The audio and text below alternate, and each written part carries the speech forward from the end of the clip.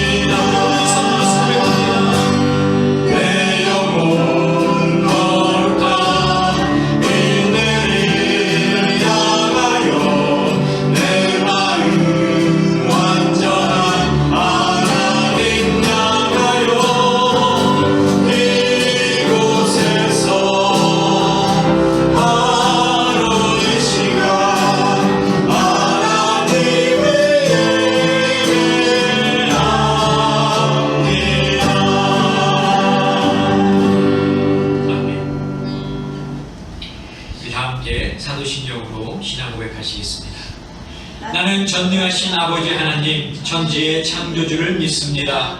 나는 그의 유일하신 아들 우리 주 예수 그리스도를 믿습니다. 그는 성령으로 잉태되어 동정녀 마리아에게서 나시고 본디오 빌라도에게 고난을 받아 십자가에 못 박혀 죽으시고 장사된 지 사흘 만에 죽은 자 가운데서 다시 살아나셨으며 하늘에 오르시어 전능하신 아버지 하나님 우편에 앉아 계시다가 거기로부터 살아있는 자와 죽은 자를 심판하러 오십니다. 나는 성령을 믿으며 거룩한 공교회와 성도의 교제와 죄를 용서받는 것과 몸의 부활과 영생을 믿습니다. 아멘.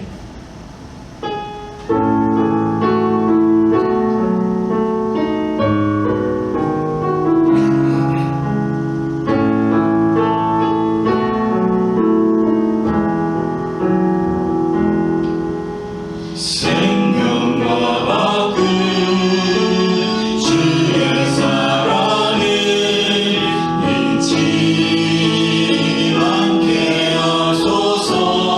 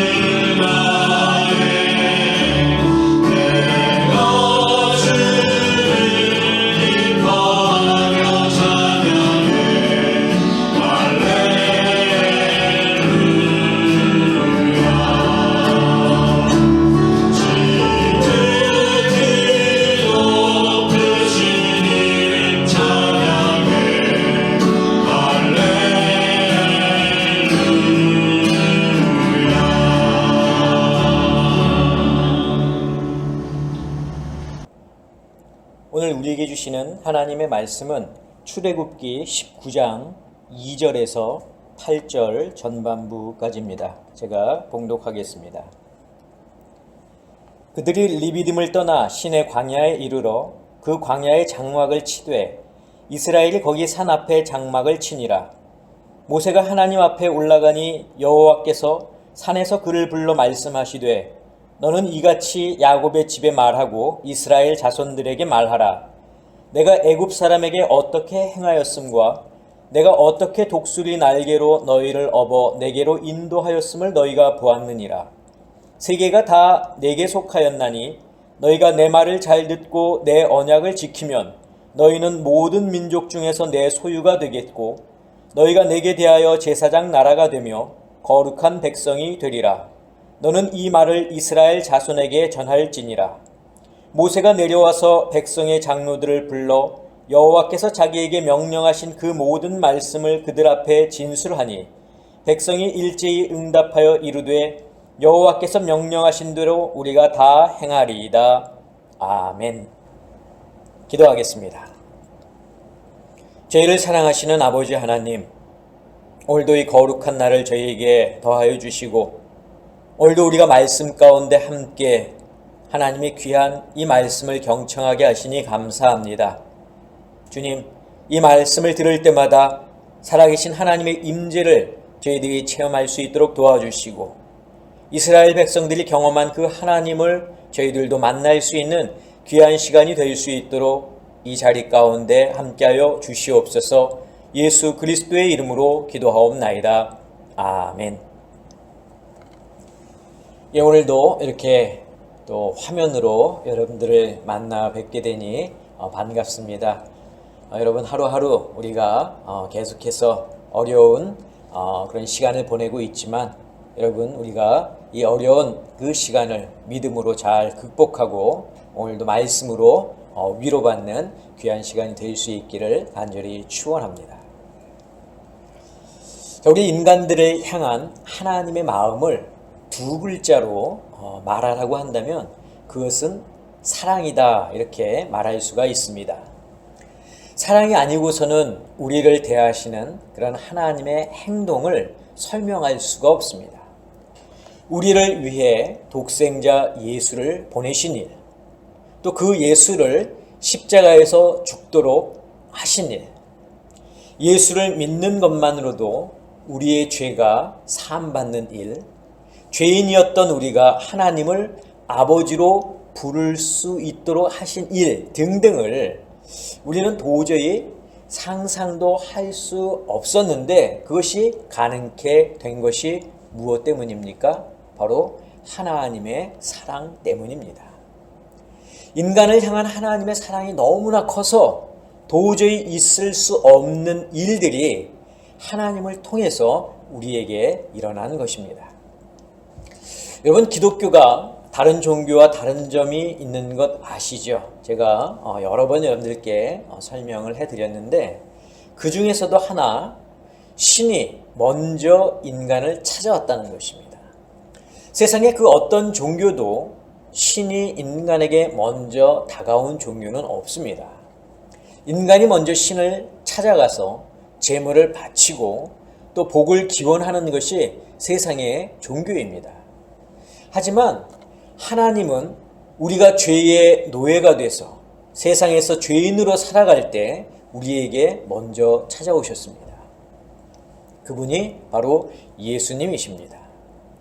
우리를 죄의 그 노예에서 해방시키기 위해서 하나님이 인간의 몸을 입고 이 땅에 직접 오셨다는 것입니다. 그리고 당신의 핏값으로 우리를 사셨습니다. 그래서 우리가 예수를 믿음으로 구원받고 하나님의 자녀가 될 수 있었던 것이죠. 자, 그런데 이처럼 놀라운 사실이 예수님 시대에만 있었던 것은 아닙니다. 하나님이 노예로 살아가고 있는 인간을 찾아오셔서 그들을 해방하신 일은 구약 시대에도 있었습니다. 바로 이스라엘 민족에 대한 이야기입니다. 이스라엘은 애굽의 노예로 살았지만 하나님께서 그들을 불쌍히 여기셔서 노예의 신분에서 그들을 해방시키셨습니다. 그때도 하나님이 먼저 인간을 찾아오셨습니다. 그리고 노예로 살아가는 이스라엘 민족에게 자유를 주셨습니다.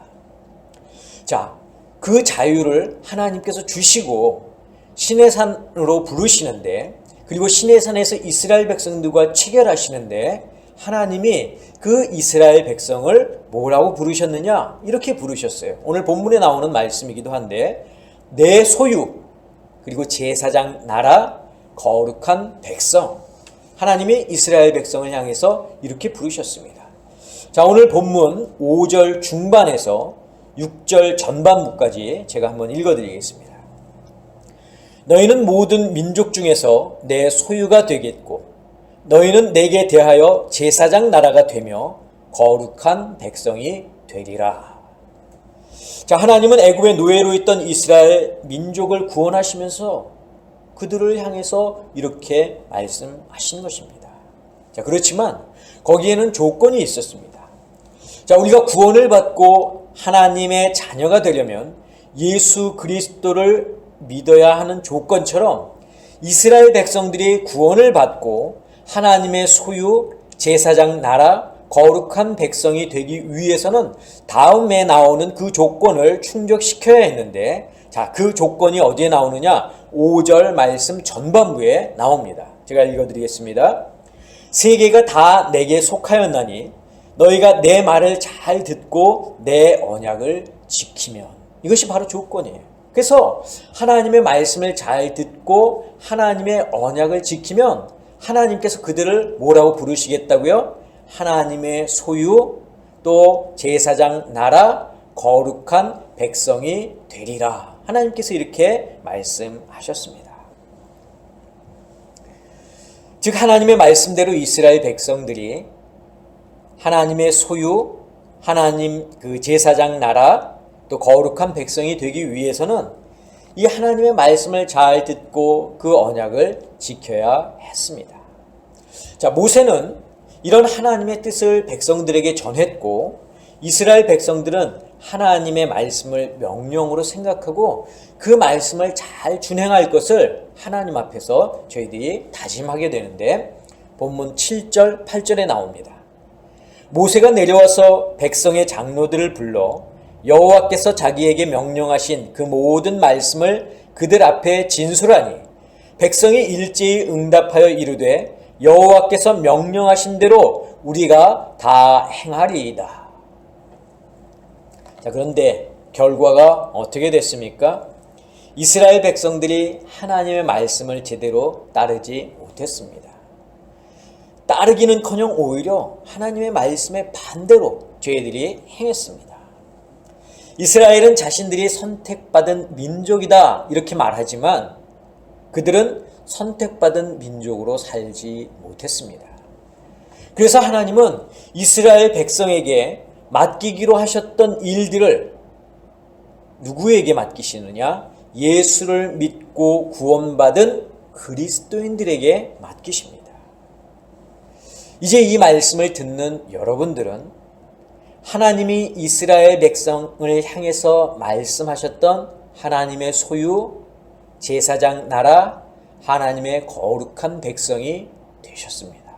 여러분은 이제 하나님의 그 거룩한 백성이요, 하나님의 소유요, 제사장의 나라가 되신 것을 믿으시기 바랍니다. 자, 그렇다면 우리를 향한 이 세 가지가 무엇을 의미하는지 이 시간을 우리가 함께 알아보도록 하겠습니다. 자, 첫째는 무엇이냐? 우리는 하나님의 소유라는 것입니다. 우리는 하나님의 소유입니다. 자, 우리가 하나님의 소유가 되었다는 것은 어떤 종속의 개념이 아닙니다. 주인과 종의 개념이 아니라는 거예요. 자, 구약 원문에서 보면은 이 소유는 그냥 우리가 알고 있는 어떤 소유의 개념이 아니라 특별한 소유물 혹은 아주 귀중한 소유물이라고 하는 그러한 의미를 담고 있습니다. 그러니까 하나님에게 있어서 우리는 아주 중요하고 귀중한 소유물이다라는 것이죠. 자, 주인이 종을 부리듯 하나님 마음대로 우리를 부르시는 그런 소유의 개념이 아니라 주인이 자신의 귀중한 소유물을 정말 아끼고 사랑하듯 대하는 그런 소유의 개념이라는 것입니다. 자, 그렇다면 왜 우리가 하나님께 귀하고 소중한 존재가 되는 것일까요? 그 이유는 바로 우리가 하나님의 형상을 따라 창조된 피조물이기 때문입니다. 자, 부모가 자녀를 사랑하는 이유도 이와 비슷하지 않습니까? 부모는 자녀가 성장하는 모습을 볼 때마다 자신과 닮은 구석이 있어서 더 귀엽고 사랑스러운 것 아닙니까? 하나님도 마찬가지입니다. 세상의 그 어떤 피조물보다도 우리 인간들을 더 사랑스럽고 귀한 존재로 삼으시는 이유는 우리가 바로 하나님의 형상을 따라 만들어졌기 때문입니다. 성도 여러분, 우리는 특별하고 아주 귀중한 존재들입니다. 하나님께서 우리를 그렇게 부르셨어요. 세상에 그 어떤 사람도 특별하지 않는 사람이 없습니다. 모두가 다 하나님 앞에서는 귀중한 존재들입니다. 그렇기 때문에 우리는 나 스스로를 비하할 필요도 없고 또 상대방을 업신여겨서도 안 되는 것입니다. 인간에 대한 평가는 오직 하나님만 하실 수 있습니다. 우리 모두가 하나님의 특별하고 귀중하고 또 아주 존귀한 그런 소유임을 여러분들 잊지 않기를 간절히 바랍니다. 자, 그런데 하나님이 우리를 당신의 소유로 삼으셨기 때문에 하나님께서는 취하시는 행동이 있습니다. 그것은 무엇이냐면 우리를 떠나지 않고 항상 우리와 함께 하신다는 것입니다. 여러분에게 값지고 소중한 것이 있다면 어떻게 하겠습니까? 매일 곁에 두고 그것을 보면서 즐거워하지 않으시겠습니까? 어디를 가든지 항상 몸에 지니고 다니지 않겠느냐는 거죠. 마찬가지로 하나님은 시내산에서 이스라엘 백성과 언약을 맺고 나서 그들과 함께 하신다는 약속의 증표로 성막을 만들게 하셨습니다. 그리고 이스라엘 백성들과 항상 함께 하셨습니다. 자, 신약에 와서는 예수님을 통해 구원받은 당신의 소유된 백성들에게 뭐라고 말씀하셨습니까? 예수님이 이 세상을 떠날 때 마지막 명령을 하시고 승천하시면서 하신 말씀이 있으시죠. 마태복음 28장 20절입니다. 내가 너희에게 분부한 모든 것을 가르쳐 지키게 하라. 볼지어다 내가 세상 끝날까지 너희와 항상 함께 있으리라 하시니라. 예수님이 뭐라고 말씀하셨어요? 내가 세상 끝날까지 너희와 항상 함께 있겠다는 겁니다. 하나님은 당신의 소유에 대해서 아주 각별하게 생각하십니다.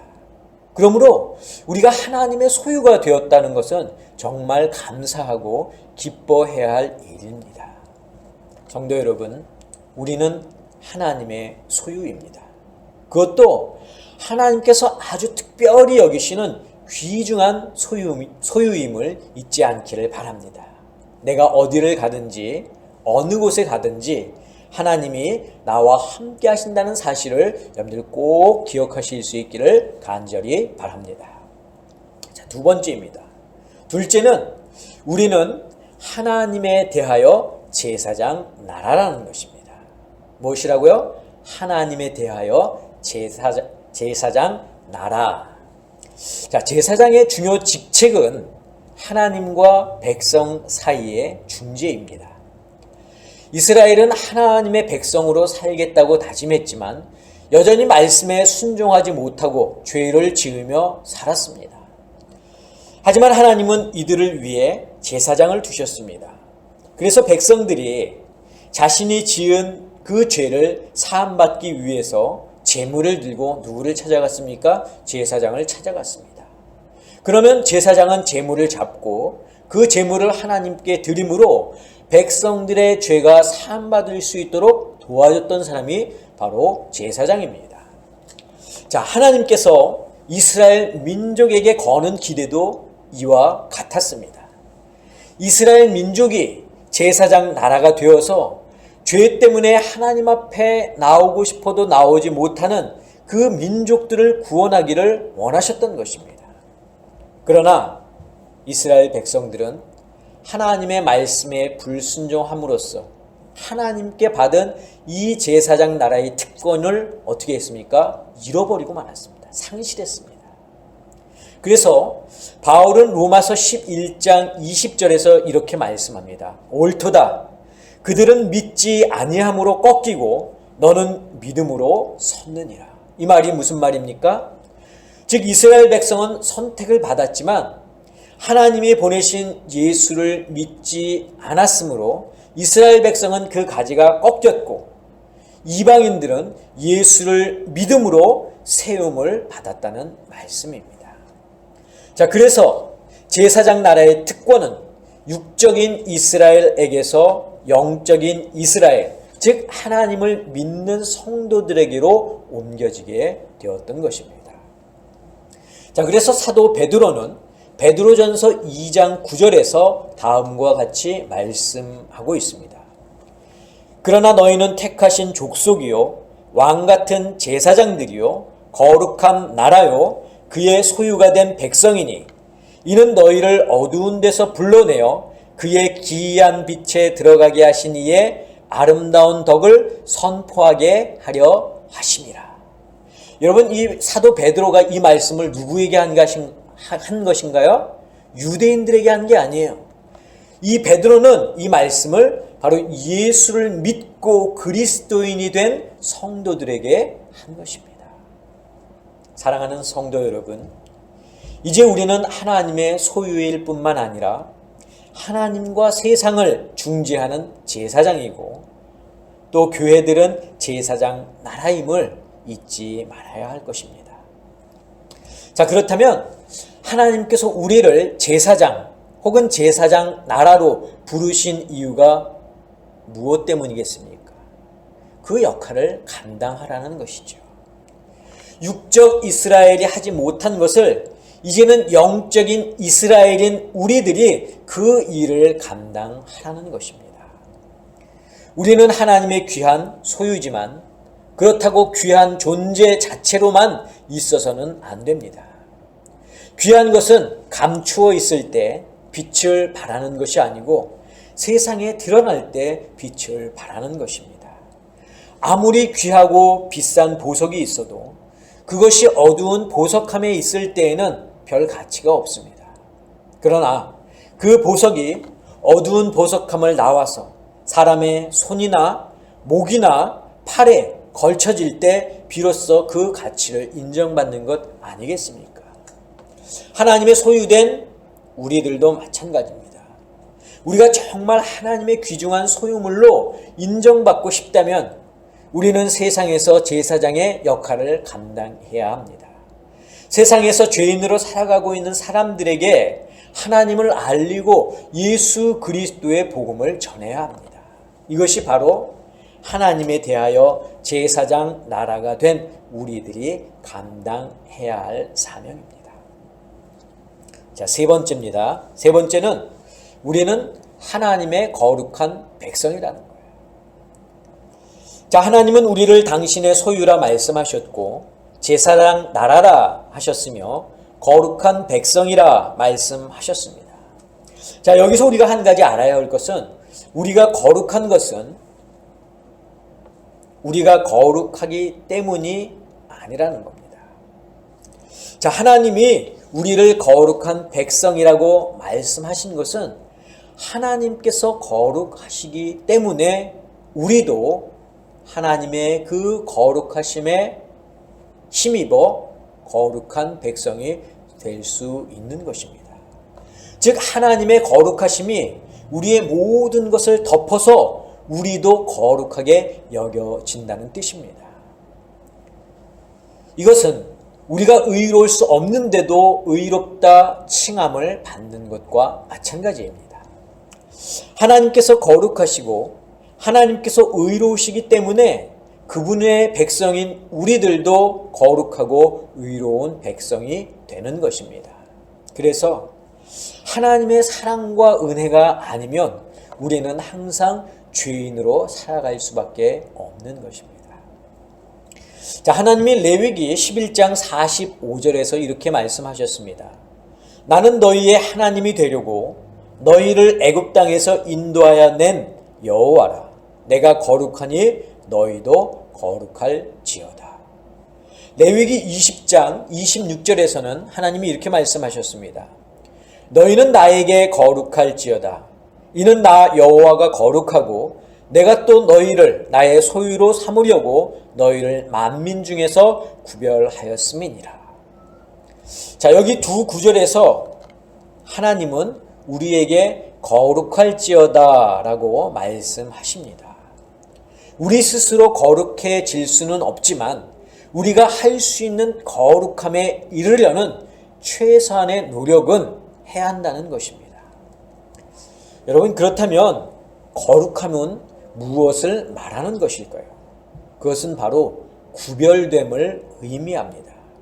세상과의 구별, 좀 더 정확히 말한다면 세상의 죄와의 구별을 이야기하고 있는 것입니다. 우리가 지금까지 거룩함에 거할 수 없었던 이유는 바로 죄 때문입니다. 세상의 종로를 타면서 죄인으로 살다 보니까 하나님의 거룩함에 거할 수 없었던 것입니다. 또한 하나님의 거룩함에 거하고 싶어도 우리는 죄 때문에 우리 스스로 하나님의 거룩함에 나아갈 수 없었습니다. 그런데 예수님이 오셔서 그 예수님의 보혈 때문에 우리의 죄가 깨끗이 씻겨졌고 비로소 우리가 하나님 앞에 나아갈 수 있었으며 하나님의 거룩하심에 거할 수 있게 된 것입니다. 그래서 우리가 하나님의 거룩한 백성으로 칭함을 받는 것입니다.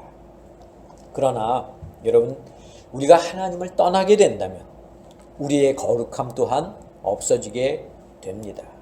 왜냐하면 하나님의 거룩하심으로 덮인 우리들이 하나님을 떠난다면 우리의 죄성이 다시 드러나기 때문입니다. 이것이 바로 우리가 하나님 안에 거해야 하는 이유인 것입니다. 그래서 예수님은 요한복음 15장 4절에서 이렇게 말씀하셨습니다. 내 안에 거하라, 나도 너희 안에 거하리라. 가지가 포도나무에 붙어있지 아니하면 스스로 열매를 맺을 수 없음같이 너희도 내 안에 있지 아니하면 그러하리라. 자, 사도 바울도 고린도전서 7장 24절에 말씀합니다. 형제들아, 너희는 각각 부르심을 받은 그대로 하나님과 함께 거하라. 성도 여러분, 이제 말씀을 마치려고 합니다. 하나님은 우리를 하나님의 소유라 말씀하셨습니다. 이 말 속에는 하나님이 우리와 항상 함께 하시겠다는 의지가 담겨져 있습니다. 하나님은 우리더러 제사장 나라가 되라 하십니다. 이 말씀은 세상 속에 나아가라는 말씀입니다. 하나님은 우리더러 거룩한 백성이라 말씀하십니다. 이 말씀은 우리더러 당신 안에 거하라는 말씀입니다. 사랑하는 성도 여러분, 하나님의 소유, 하나님에 대하여 제사장 나라, 하나님의 거룩한 백성으로 불리는 우리들은 항상 우리와 함께 하시겠다는 하나님의 약속을 믿고 하나님 안에 거하면서도 세상을 향해 복음을 들고 언제든지 나아갈 수 있어야 합니다. 오늘도 이 말씀을 듣고 또 그 말씀에 순종하며 나아가는 저희들 모두가 될 수 있기를 주님의 이름으로 간절히 축원합니다. 기도하겠습니다. 오늘도 저희를 사랑하시는 아버지 하나님, 저희들로 하나님의 소유, 제사장의 나라, 하나님의 거룩한 백성으로 불러주시니 감사합니다.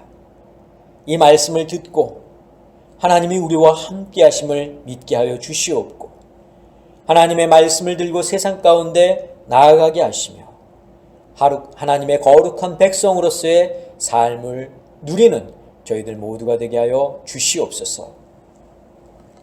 이제는 우리 주 예수 그리스도의 은혜와 하나님의 그 크신 사랑하심과 성령님의 역사하심이 오늘 말씀을 듣고 이 말씀대로 따라 살기를 다짐하는 사랑하는 당신의 성도들 머리 위에, 저희들의 가정 위에, 자녀들 위에, 건강 위에, 직장과 사업과 일터 위에 지금부터 영원까지 함께 하옵시기를 간절히 축원하옵나이다.